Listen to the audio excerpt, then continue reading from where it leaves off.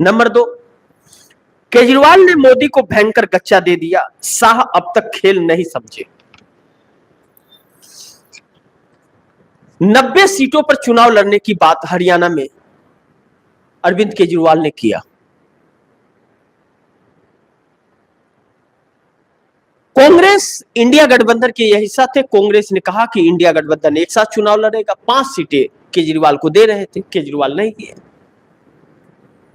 कहीं ना कहीं भारतीय जनता पार्टी की साजिश इसमें थी, अरविंद केजरीवाल को छोड़ने में भी, यह कहा जा रहा है।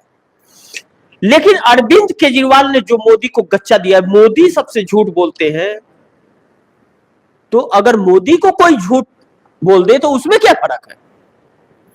केजरीवाल ने 90 सीटों पर प्रत्याशी खड़े तो किए, लेकिन केजरीवाल की सिर्फ एक ही रैली हुई हरियाणा में, और रैली उन्होंने नहीं किया, वह दिल्ली में अपना समय व्यतीत कर रहे हैं। दिल्ली के चुनाव में वह लगे हुए हैं, हरियाणा में नहीं। सब शांत बैठे हुए हैं। नरेंद्र मोदी और अमित शाह यह सोचे थे कि कांग्रेस के वोट को काटने का काम केजरीवाल करेंगे, लेकिन वह नहीं हुआ। केजरीवाल एक रैली के बाद कोई रैली नहीं किए, और आज शाम 5 बजे चुनाव प्रचार थम जाएगा। और राहुल गांधी की आज आखिरी यात्रा है। कल उन्होंने रेस्ट किया था। कल प्रियंका गांधी मल्लिकार्जुन खड़गे गए थे। आप दर्शकों ने लाइव देखा भी, हम लोगों ने लाइव हरियाणा से चलाया था, और आज के भी आप दर्शकों को दिखाएंगे, आज भी चलेगा। लेकिन मायावती को भी इस सरकार ने मदद की, मोदी सरकार ने, कि वह भी सक्रिय हूं, दुष्यंत चौटाला हूं, चंद्रशेखर आजाद रावत, हेलीकॉप्टर उन्हें दिया गया, हेलीकॉप्टर से चल रहे हैं। एक सांसद को पैसे कहां से इतना आ गए? चंद्रशेखर आजाद रावत के पास इतने पैसे कहां से आ गए कि हेलीकॉप्टर बुक कर लिया उन्होंने चुनाव में। जो पहली बार सांसद बने, पहली बार उनकी पार्टी का कोई एक व्यक्ति जीता है, वह स्वयं चंद्रशेखर आजाद रावत है। तो कहां से आ गए यह पैसे इतने लोगों को खड़ा करने का और हेलीकॉप्टर से दौरा करने का? कहां से आ गए? कोई तो है जो पीछे से पुश कर रहा है, दे रहा है। अब यह चीज हरियाणा की जनता समझ रही है, और जब हरियाणा की जनता समझ रही है तो नरेंद्र मोदी भाग रहे हैं, क्योंकि बोलने के लिए कुछ है नहीं, और इनके जुमले चल नहीं पा रहे हैं, सच्चाई लोग समझ गए। तो अरविंद केजरीवाल ने एक तमाचा जोर कर दे दिया कि इन्हें बहुत बड़ा झटका दिया है। और नंबर 3 पर आए, भारतीय जनता पार्टी के मंत्री ने पार्टी अध्यक्ष को बताया झूठा। राजस्थान के अंदर किरोड़ी लाल मीणा ने कई महीने पहले, जब वहां सरकार बनी थी और 24 का जो लोकसभा चुनाव हुआ, उसी वक्त इस्तीफा दे दिया। कई महीने हो गए। कहा कि भाजपा के सांसद को मैं नहीं जीता पाया अपने कंस्टिट्यूएंसी के अंदर, इसलिए मैं अपने मंत्री पद से इस्तीफा देता हूं, सरकारी बंगले को भी छोड़ता हूं, सरकारी गाड़ी और सरकारी सिक्योरिटी सभी को छोड़ रहा हूं, मैं नहीं चाहिए, इस्तीफा सौंप दिया। और उसके बाद मंत्रालय वह नहीं संभाल रहे, और उनके नाम पर फाइलें सिग्नेचर हो रही, वह कर रहे, मेरे सिग्नेचर नहीं है, मैं नहीं कर, मैं इस्तीफा दे दिया हूं तो दे दिया हूं, वह स्वीकार करे ना करे, मैं नहीं हूं। इस्तीफे को दबा करके रखा गया था, और पार्टी का अध्यक्ष बोल रहा था कि नहीं, उन्होंने इस्तीफा नहीं दिया है। किरोड़ी लाल मीणा ने सामने आकर के, टीवी इंडिया के रिपोर्टर मंगी लाल राजस्थान से यह कहते हैं कि अध्यक्ष की ऐसी तैसी कर दी किरोड़ी लाल मीणा ने।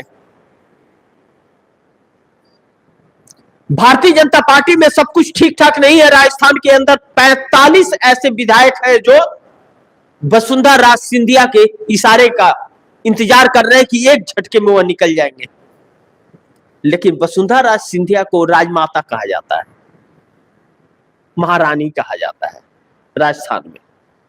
उनको अपमानित किया गया नरेंद्र मोदी द्वारा, यह सत्य है। चुनाव की हर रैलियों में उन्हें अपमानित किया गया, उन्हें अपमान सहना पड़ा, लेकिन वह बागी नहीं हुई। फिर भी चुनावों में सहयोग किया। इसी वजह से भाजपा सत्ता में आई थी। अब उस भाजपा टूट की कगार पे, इसलिए आरएसएस ने कमान संभाला है वहां का। और वसुंधरा राज सिंधिया राष्ट्रीय अध्यक्ष की चेहरा हो सकती है। कल आरएसएस ने यह डिसाइड किया है, सिर्फ आधिकारिक तौर पर ऐलान करना बाकी है। इस नवरात्रि के पर्व के अंदर बहुत कुछ आप दर्शकों के सामने आने वाला है। जब 8 तारीख को रिजल्ट आएगा हरियाणा और जम्मू कश्मीर का, तो इन दोनों रिजल्टों में एक चीज आप दर्शकों को देखने को मिलेगा कि हरियाणा में क्लीन स्वीप करके इतिहास रच रही है कांग्रेस, और जम्मू कश्मीर के अंदर किसी को भी पूर्ण बहुमत नहीं मिलेगा, चाहे वह कांग्रेस हो, चाहे नेशनल कॉन्फ्रेंस हो, चाहे पीडीपी हो, महबूबा मुफ्ती की, और चाहे भाजपा हो, किसी को भी। भाजपा ने तो 28 सीटों पर प्रत्याशी तक खड़े नहीं किए हैं। 90 में 28 सीटों पर प्रत्याशी खड़े नहीं किए, 62 सीटों पर प्रत्याशी खड़े किए हैं।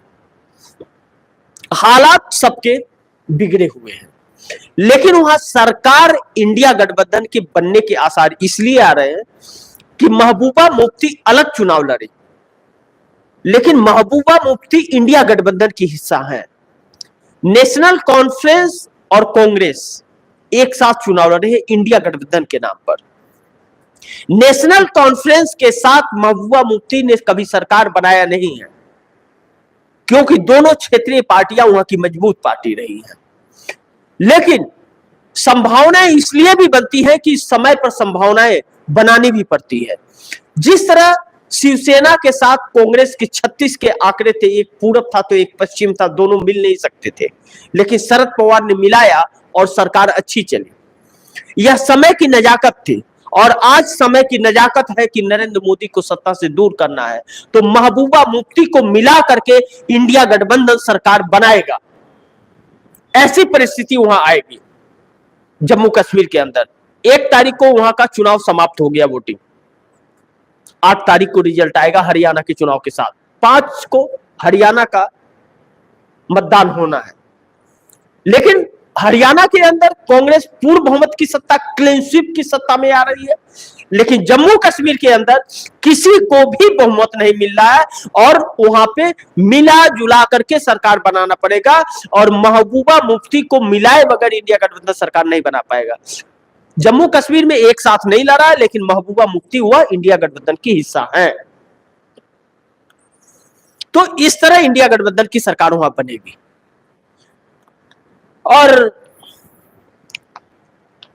इसी चीज को लेकर के लड़ाई भारतीय जनता पार्टी के अंदर दिल्ली से लेकर के राज्यों तक है। गोवा के सीएम और कैबिनेट मंत्री के अंदर दोनों में तकरार हो गया।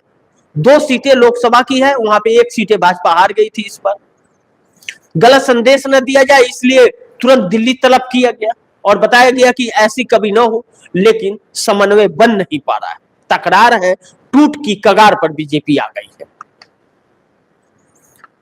और दिल्ली के अंदर जेपी नड्डा एक्सटेंशन वाले राष्ट्रीय अध्यक्ष हैं। आरएसएस को बिल्कुल मंजूर नहीं है। जेपी नड्डा ने कहा था लोकसभा चुनाव के समय 3रे चरण पर कि हम प्रेस कॉन्फ्रेंस करके कि हमें आरएसएस की जरूरत नहीं है, हम मजबूत हैं। जब हम कमजोर थे तो उन्हें जरूरत थी, और अब हम मजबूत हैं, हमें जरूरत नहीं है। क्या बेटा बड़ा हो गया, नौकरी मिल गया उसे, तो अब बाप को बाहर निकाल देगा? ऐसे औलाद होते हैं और है इस देश में। वही औलाद भाजपा बन गई है कि जिस आरएसएस ने भाजपा का निर्माण किया, भाजपा को पैदा किया, वही बाप को बोल रहा है कि तुम्हारी जरूरत नहीं है। तब हम कमजोर थे तो तुम्हारी जरूरत थी, आज मजबूत हो गए। तो सब कुछ ठीक ठाक नहीं है। और वसुंधरा राज सिंधिया या संजय जोशी, दोनों में कोई भी अगर राष्ट्रीय अध्यक्ष बनता है तो नरेंद्र मोदी के लिए शुभ संकेत नहीं है, क्योंकि आप अगर किसी को हाशिए पे डाल सकते हो तो आपको क्यों कोई छोड़ेगा? आपको भी तो डालेगा। इस चीज को लेकर के भाजपा है परेशान, मोदी है परेशान।